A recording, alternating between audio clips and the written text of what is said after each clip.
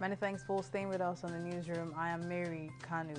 The House of Representatives has passed the Electoral Act Amendment Bill and the Petroleum Industry Bill. The bills were passed after a clause-by-clause consideration. Deputy Speaker Ahmed Idris Wase presided over the sitting. Earlier, some People's Democratic Party (PDP) lawmakers walked out of the chamber over contentious issues. Minority Leader Ndudi Elumelu led the PDP caucus out of the chamber after raising an objection on the decision to consider some clauses, despite the fact that a decision had not been arrived at. The House adopted electronic and manual transmission of election results where and when practicable. The Nigerian Communications Commission (NCC) has said it cannot guarantee total safety for the electronic transmission of results, explaining that no system is completely free from hackers. The Executive Commissioner of the NCC, Adeleke Adewolu, told lawmakers at the House of Representatives on Friday that while concerns about the electronic transmission of results are genuine, no system could guarantee a 100% shield from hacking. The NCC boss also said election results can only be transmitted by a 3G network, noting that only about 50% of Nigerians have 3G coverage.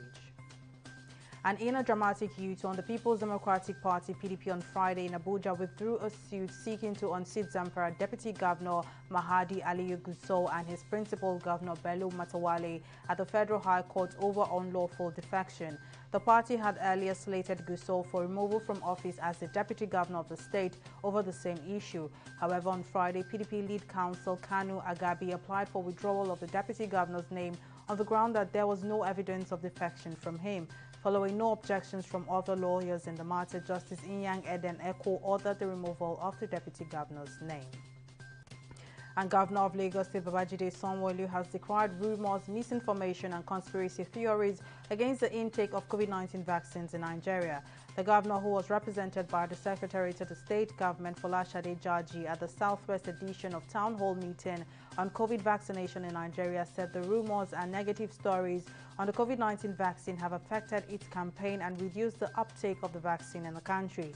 The governor added that such myths and rumors need to be aggressively dispelled in order not to jeopardize the efforts of all stakeholders and to ensure the protection of the health and well-being of every citizen.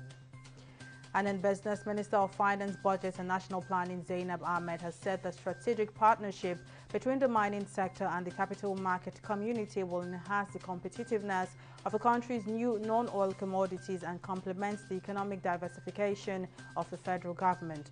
The minister said this during a webinar organized by the Securities and Exchange Commission in collaboration with the Ministry of Solid Minerals Development. Ahmed added that the partnership will improve the economy given the need to diversify and grow to enable the nation achieve sustainable development in a post-COVID-19 pandemic environment. And South Africa's President Cyril Ramaphosa has described the violent unrest that swept the country over the past week as an assault on democracy.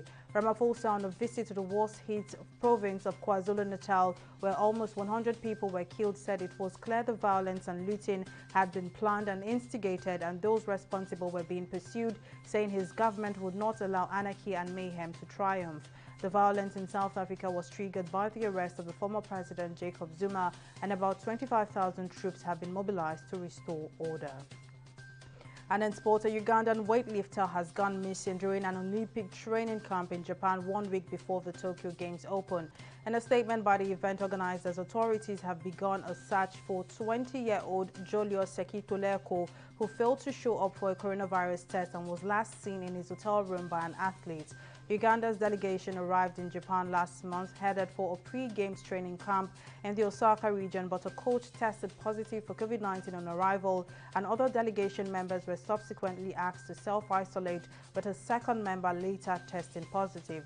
The games open in a week's time, but spectators have been barred from all events in Tokyo and surrounding areas and will be allowed into just a handful of venues outside the capital. That's all on the newsroom. Many thanks for watching. I am Mary Kanu.